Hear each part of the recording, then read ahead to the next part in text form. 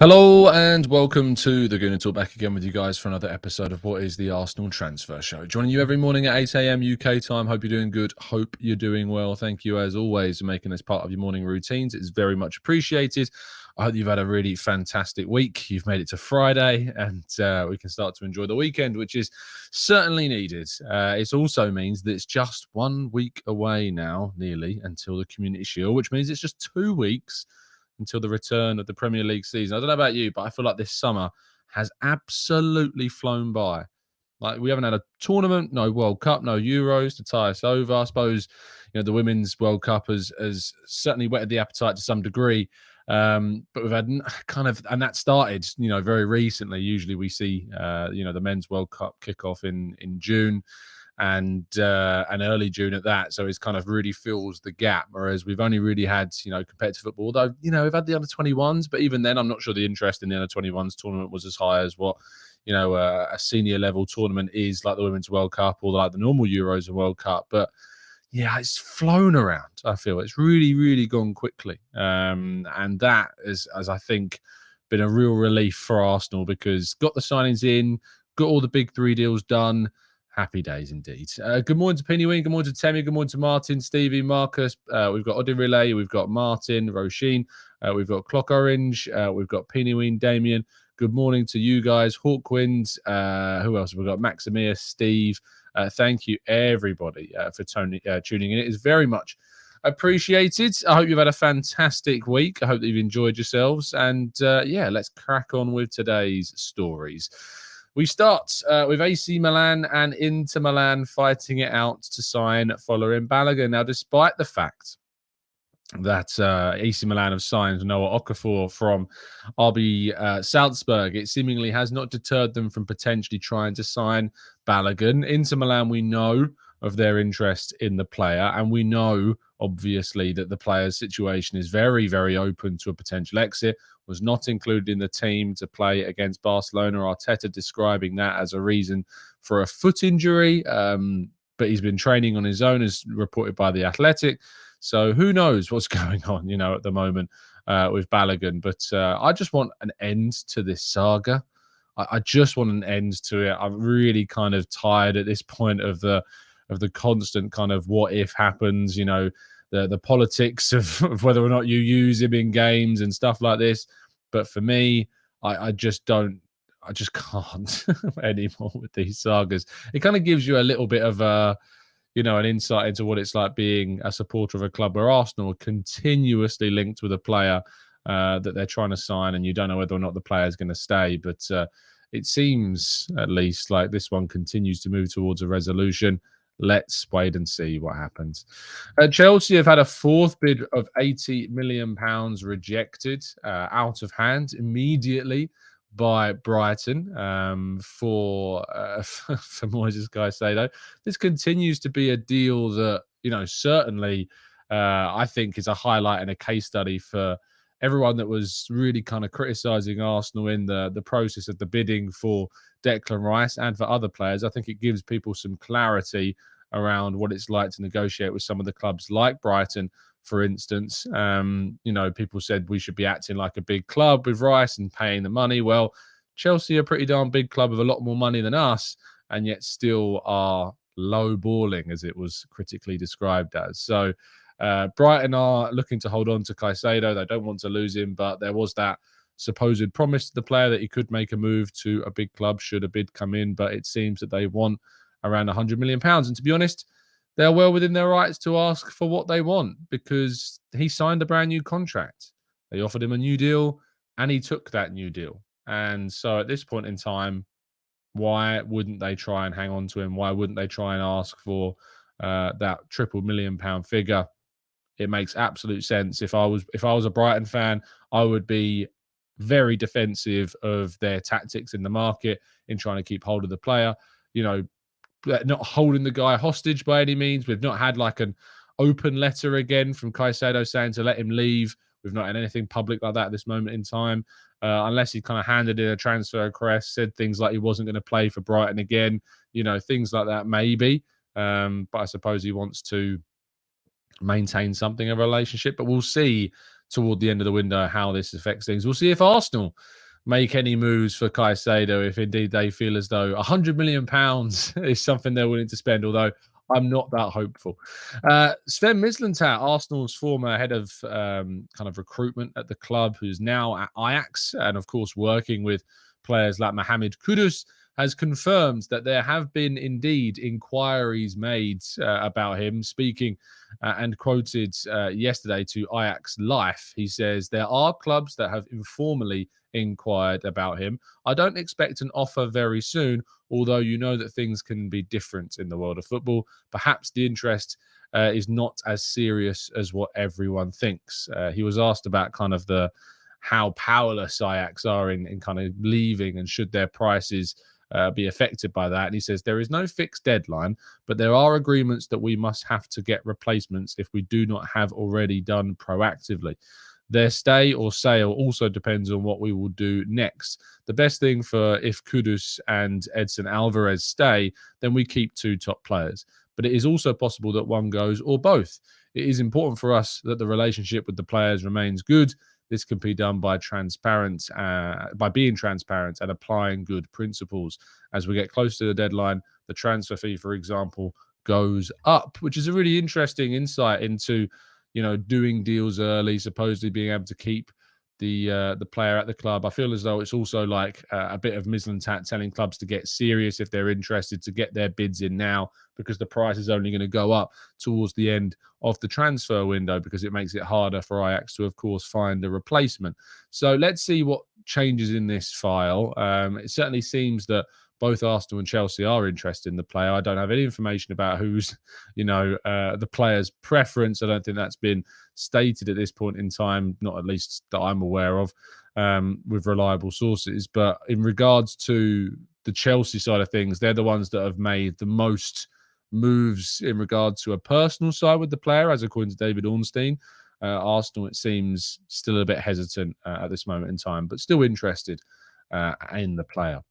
Romeo Lavia will not challenge Liverpool in the Lavia deal, as Partey is expected to stay. And so Liverpool's second bid of around £40 million, including add-ons, was placed yesterday, or is being placed this morning, it is expected.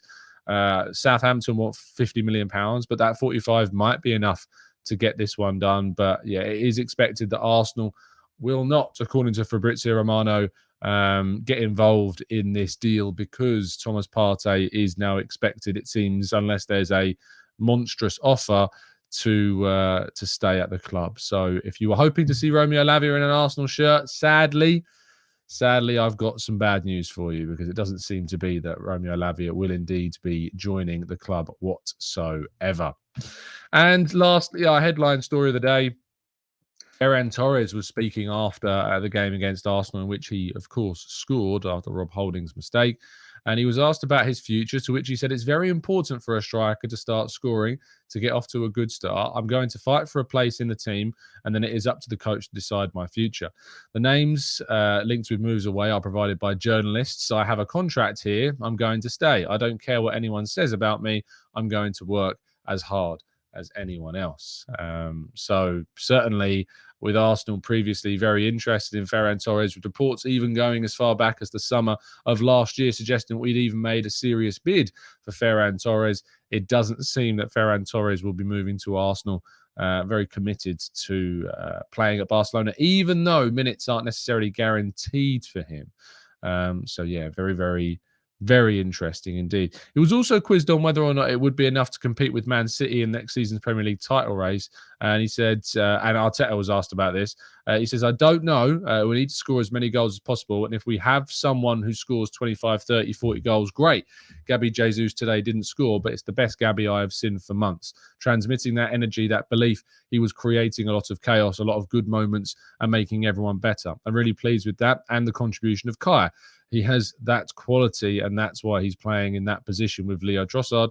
We have a lot of options up front, and they are going to have to compete between them to give me a hard time. So it seems as though an option to bring in a forwards, despite links with players throughout the course of this window, it's not massively high on the agenda, an out-and-out striker. because Arteta feels he's got a lot of options, and he's right. He does have a lot of options that can play in a centre-forward role. So let's wait and see what happens. But Ferran Torres will not be one of those players joining Arsenal. Right then, let's move to part 2 and your questions right after this.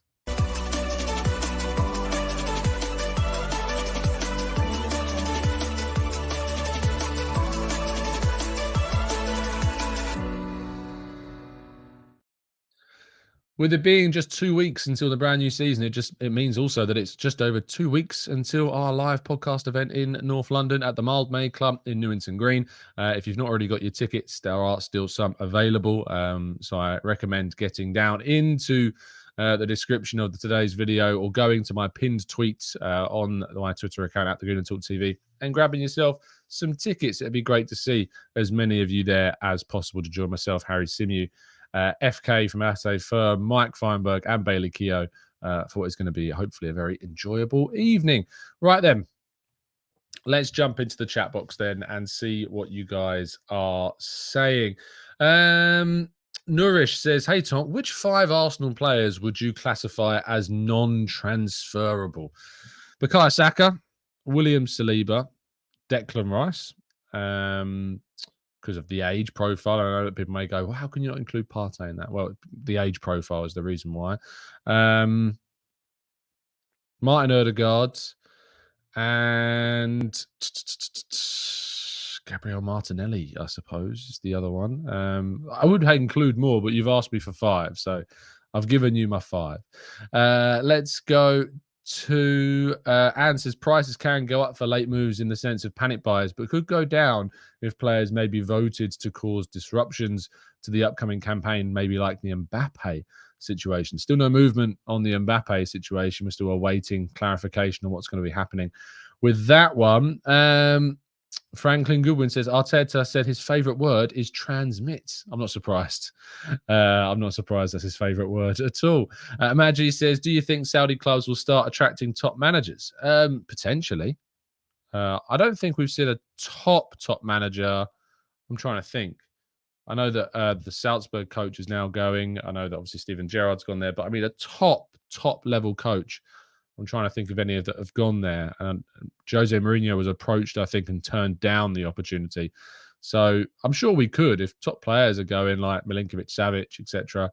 Then yeah, I'm sure players could end up, managers could end up going to the Saudi League. Lynn says, Tom, I still think there will be a surprise at the end of the window, and I think it will be a forward. I agree. I think it will be a forward. It may not be a centre forward. It may be a wide forward. But I think that is the player that is most likely to come in. David says, Trossard reminds me of a more attacking Santi Cazorla. It doesn't dictate play from deep as much, but scores more goals and has more of a killer instinct. I've made the likeness to Cazorla a number of times and agree with you, David. It is certainly that one. Omar says, I'm going to my first Arsenal game on Wednesday. It was a dream come true. Omar, I hope you have a fantastic time. I've also confirmed that I'm going to be at the Emirates Cup now on Wednesday, which I'm very excited for. So going to be at the Emirates Cup, going to be at the Community Shield. I look forward to, if I spot anybody or anyone spots me, I look forward to saying hello and stuff like that. Emirates Cup's always kind of a feel-good factor day, a very chill day, no consequences from the game, just exciting to see football. It's an evening game, which is different for the Emirates Cup. The Emirates Cup usually takes place in the day, but with it being a Wednesday, obviously people work, so they've put the game in the evening to allow the most people to go. So that's a bit of a difference, but I suppose if people aren't working, they can go to the pub beforehand, but won't be going as much afterwards. Yeah, I'm looking forward to going to the Emirates Cup on Wednesday. DR says, Tom, why don't you ever say good morning to me? Do you now want to have a good one? I don't even know what that means. DR, I probably just miss your comment. I usually scroll up to the top and go through like the first 15 or so comments. So if you're not in there relatively early, I'm missing it. But sometimes StreamYard also cuts off all the first comments. So I can't be held accountable for that, I'm afraid. But you got a message read out there. Gooner Jake says, Tom, just like to say thank you for your consistent grinding and keeping us up to date. Thanks, Jake. That's very kind of you indeed. VM says, are you worried about the defence? We have let in 5 goals in the past 2 games.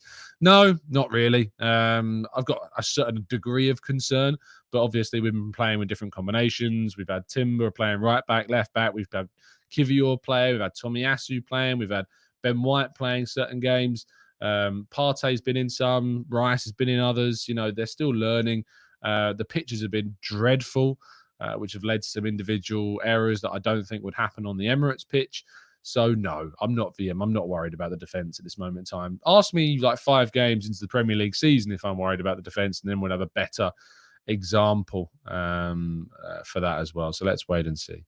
Maximia says, hey, Tom, with goalkeepers like Onana coming in, we have some of the best goalies in the Premier League. Could you do a ranking of the top 7 goalkeepers in the Premier League currently? Wow.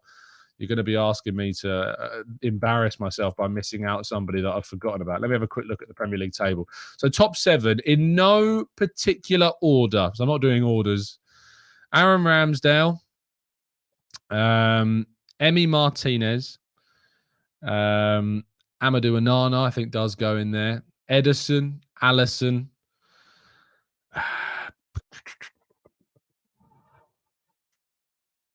I'm scrolling to see. I feel like Jordan Pickford probably has to be in there as well for 6. And I'm going to go David Raya, I think. I think that was my 7. Who have I forgotten? I feel that's harsh on Bernd Leno, maybe. Harsh on Nick Pope, maybe. I'm not a big fan of Nick Pope. It's a good shot stopper, but overall round goalkeeper in the modern day, it's not there. So yeah, I'm going to go Ramsdale, Emi Martinez, David Raya, Onana, Jordan Pickford, Ederson, Alisson. That's what I'm going to go as my 7. So if anyone disagrees, feel free to disagree. I'm not putting Nick Pope in there. Just not putting him in there. Did I say Amadou Onana? Andre Onana. That's who I meant. Andre Onana. That's the one. Lots of Onanas going on in the Premier League now. Omar says, I went to my first Arsenal game on Wednesday. That's what I meant. Oh, it was wonderful. Oh, sorry, Omar. I went to my first Arsenal game. Well, I hope you enjoyed it, mate. I hope you had a good one. Viro says, if Arteta says the team is unsustainable and we are 3 weeks from the beginning of the season, how does that affect the team preparations? I think it's more talking about the kind of... I don't even know what he means by that, to be honest. Did he say unsustainable? Let me have a quick look at the context of the comment. Last press conference. Where is it? Arteta. Here it is. Unsustainable. Okay. On having a strong squad and any potential transfer movements, we have 30 players here, which is unsustainable. And obviously the market is still open and things can happen, but we are prepared. We are really happy with the squad we have at the moment. We obviously have improvements to make in terms of what we want to do in games, and we have to do that. Overall, I'm really pleased with the team. You see what I mean, Viraj, where it's really important to apply context to a full quote. Because saying if Arteta says the team is unsustainable 3 weeks away from the season, does that affect preparations? We need the full context. So that was the full quote. I don't think it affects preparations in terms of what the first team is going to be doing. I think it certainly might affect the mindset of some players that are going to be left out of squads. That's just the reality of the situation. And so we need to make sure that we change that. Omar says, Alisson. Dave says, no to Pickford. So this is why I don't do these types of questions. Because A, I embarrass myself by calling players by the wrong name. B, you end up ranking players into a top 7. You end up forgetting someone. You look ridiculous. And C, you end up saying players that people just don't agree with. I personally think that Jordan Pickford is a better goalkeeper than Nick Pope. I'm just putting that out there. I personally think that Pickford is better than Pope. That's just my opinion. Just my opinion. I've seen Jordan Pickford effectively keep Everton in the league for the last 2 seasons, nearly single-handedly. So, and I know I don't think he should be England number 1. I think Ramsdale should, but, still, I think Pickford is still a very good goalkeeper. And I think he's really easily kind of underrated as a goalkeeper. Navas isn't in the league anymore. Benji's left, so we can't choose Keylor Navas at the end of the day. I think maybe I missed a super chat. Alex says, I think it's referring to the limits on the amount of players. Yeah, it is. So 5 players we've got to get rid of between now and the end of the season, which is easy because it's Cedric, Trusty, Holding, Lokonga, Tavares. I've probably forgotten some. Pepe. Who else? Runnison. So that's 7. We've still got to move players on. So there you go. I'm not doing a poll. I don't need either. I don't need my ego stroked or dented. I don't need it either way, Dan. It's not happening. Let's go to DR says, did you enjoy Xavi's tears as he whined about the intensity? Bro wanted Arsenal to roll over and ended up getting spanked. Yeah, I did enjoy that, to be honest. Dara says, what determines success next season? Is Arteta under pressure if we don't challenge for the title? We have to challenge. I think we have to give ourselves the best count possible to challenge. I want to see us close the gap with Man City. Man City operate at a level where their points tally across a full season isn't going to change that much. They're not necessarily going to improve. I don't see them getting to 100 points again. I think the league is far too competitive for them to get to 100 points again, personally. So I think they're going to be in around the high 80s, low to mid 90s. And so that improvement points-wise isn't really going to change. Arsenal ended last season on what? How many points did we end last season on? It was 84. So if we're ending the season on 84 points, I think we have to try and improve by 6 points. We drew 6 games and we lost 6 games. If we can turn 2 of those losses into wins, you're at 90 points. Also won 26 games, a lot of games to win. You know, if we can turn those 2 of those losses into wins, then you've got 90. And if you think about it, the Brighton home game, I feel like we can win that. The Everton away game, I feel like we can win that. You know, so there are games. The Man United away game, I feel we can win that. You could arguably say that we could turn 3 of our draws against Southampton, who have now got relegated. Newcastle at home. And there's another draw that was really annoying as well. Southampton at home. Southampton home and away, you know. So those games, West Ham away, we absolutely could potentially have got ourselves wins in those. So I think that if we get to 90, that should be the target, 90 points. That's what we need to try to be aiming for. Let's go to, Harvey. I agree with you. David Raya is easily in the top 5 goalkeepers in the league, I think. Runnison. Throw Runnison into the conversation.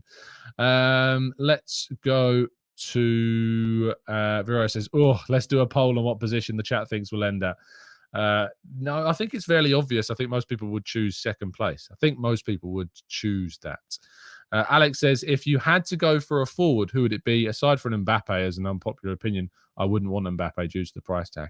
I've said, I think, a number of times that my choice of strikers lie with Kolo Muani of Frankfurt. I really like Gonzalo Ramos as well. I think they would be the obvious choices for me in terms of bringing in a centre forward. That's what I would like to see brought in if we were. But they are very expensive and just not very realistic, you know, at all. So not this window, at least. Let's go to Lynn. Says, Tom, that Martinez has now been in 2 matches where he has taken players out deliberately to hurt them, and Saka and Bellingham. So next season, he should have a few red cards in him. I hope so. I hope that it's stamped down on, excuse the pun, but I do hope that it is stamped down on and that it is kind of curtailed, because he's a danger.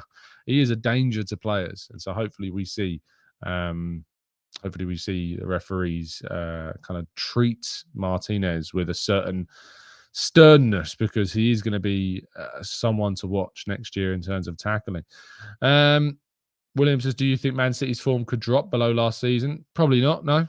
I think they're a machine and they will continue to be a machine and get as many points as they did, if not more, next season, with Haaland even more acclimatized to the Premier League. Is only going to get better. So, no, I don't think that it's expected that they will drop form at all. I know they've lost some players, some big ones in Gundogan and Mahrez, etc., but no, I don't think so. Sega says, are you worried about the lack of deadwood that we're getting rid of? No, because as I've said for quite some time, I do think that these are the types of players that move on towards the end of the window, and I do think they will move on toward the end of the window. Lufty says he should be called the rabid mad dog instead of the butcher. He is a bit of a rabid man, isn't he? He's kind of chaotic. Izzy says, Tom, this preseason's Ramsdale distribution has been questionable, and also he has made some mistakes. Are you worried? No, as I said, because of the pitches, the way that they are, trying to play out from the back distribution-wise, it's far easier to go long. And that's why teams like Man United did that against us.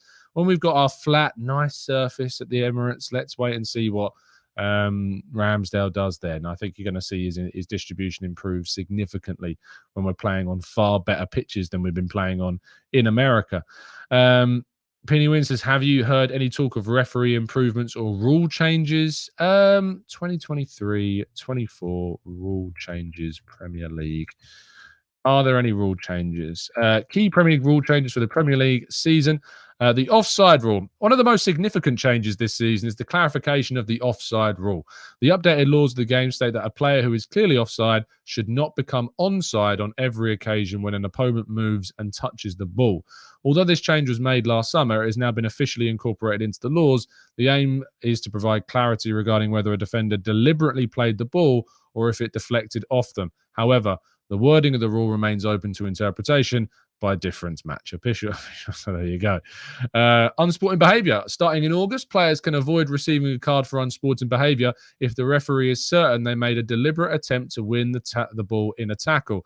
The exact definition of what constitutes unsporting behaviour in this context is somewhat ambiguous.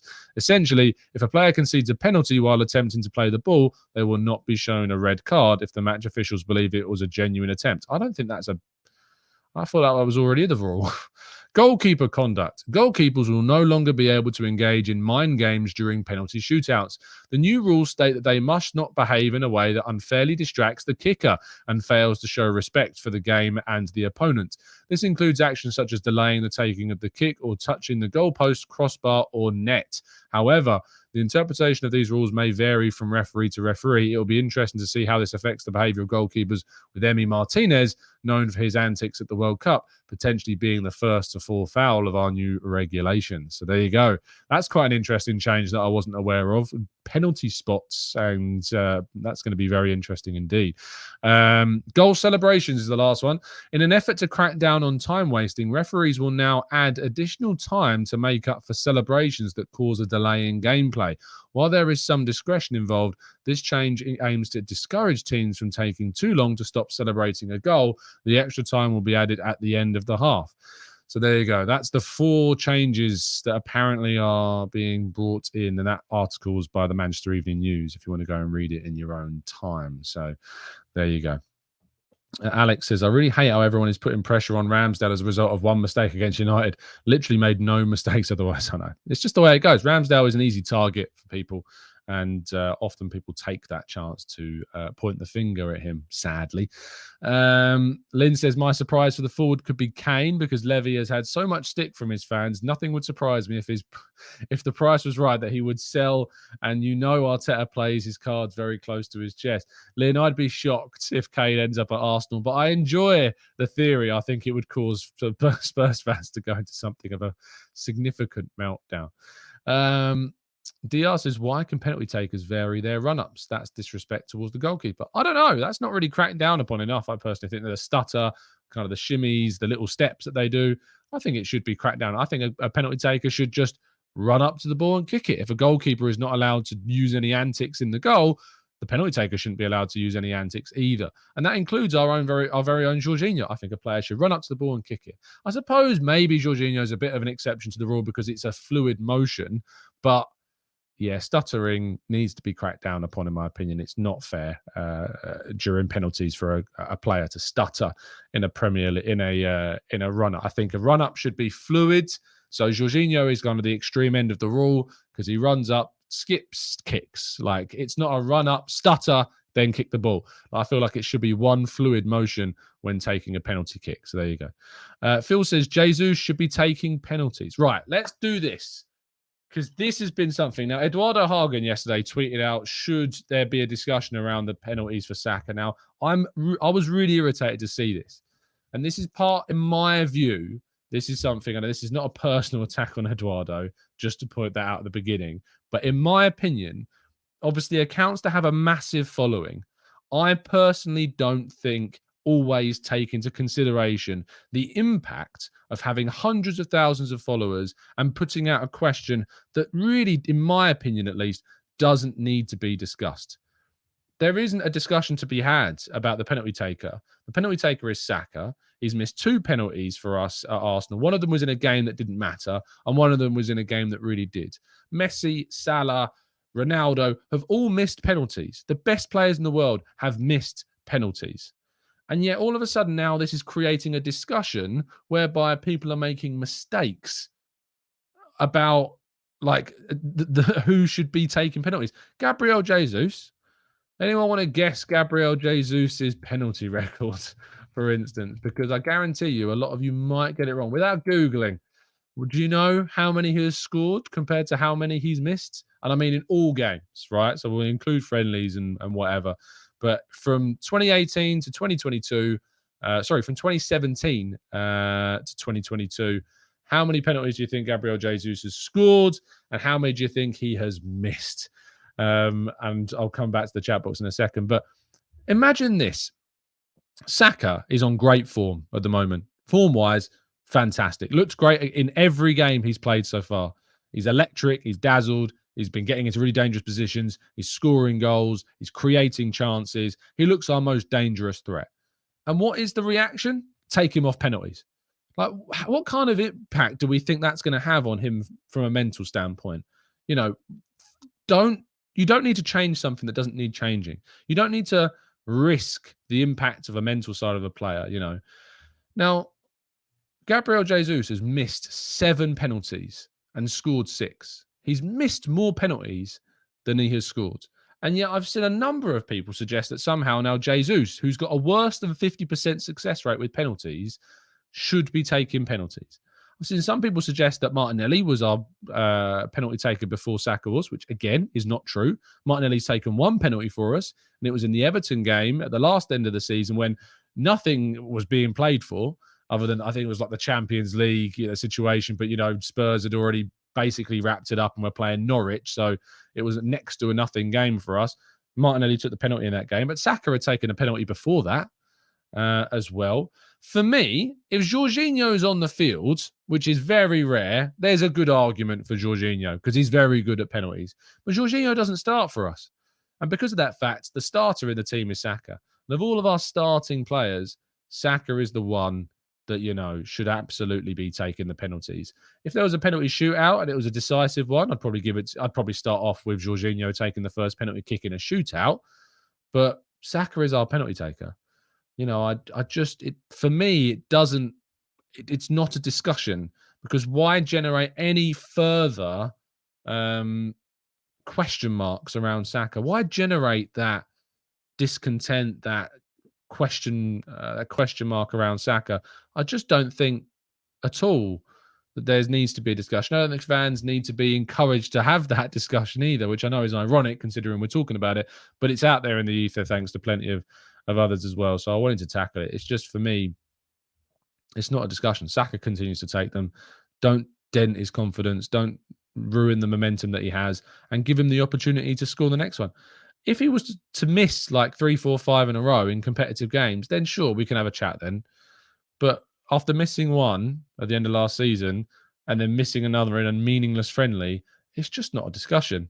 It's just not a discussion at all.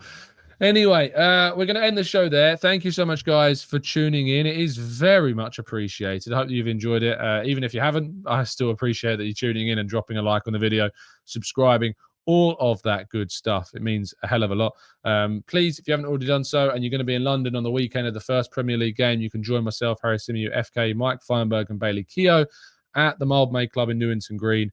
There are some tickets left down in the description, so I encourage you to get your hands on them if you haven't done so already. Bring your friends, bring your family if you would like. All are welcome. You can bring, it's not over 18 either, so you can bring your kids if you would like.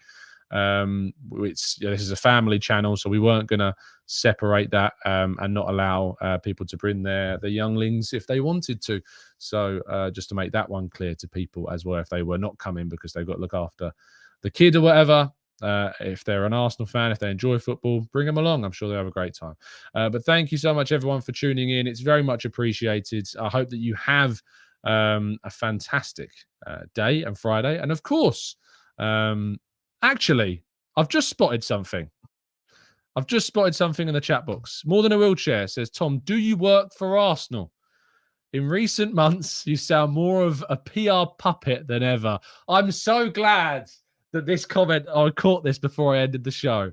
I was so glad I caught this before I got and left the show. I'm going to make this very, very clear. Very, very, very clear. I do not work for Arsenal.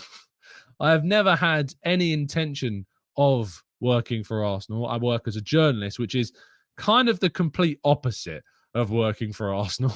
It's not, if you're a journalist, if you're someone that's free thinking, I can be critical of Arsenal and have done.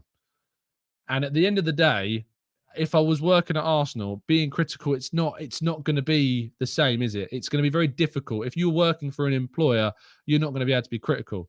So when I said at the end of last season that Partey had not been good enough, that Saka had dropped in form, that decision making by Arteta in terms of substitutions and rotation wasn't good enough, that in the way in which we've approached the market in recent seasons, in some ways in January 2021, not good enough. It's a really lazy comment, and it gets on my nerves, and it gets on the nerves of people I know like Harry Symeou and others, that just because, we defend in some cases, that we get this accusation of PR puppet. It's really boring.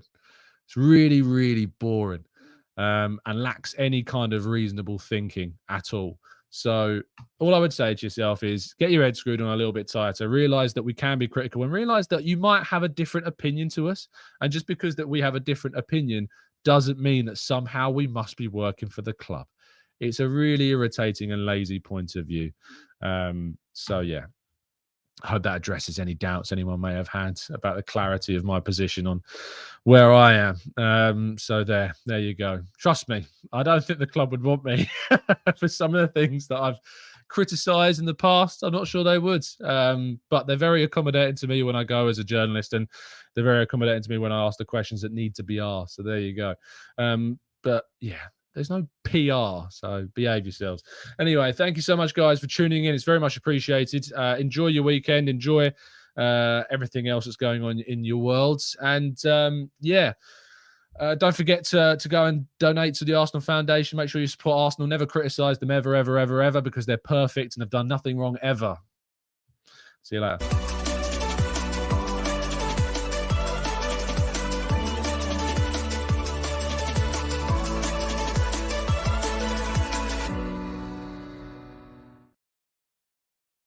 And as always, up the Arsenal.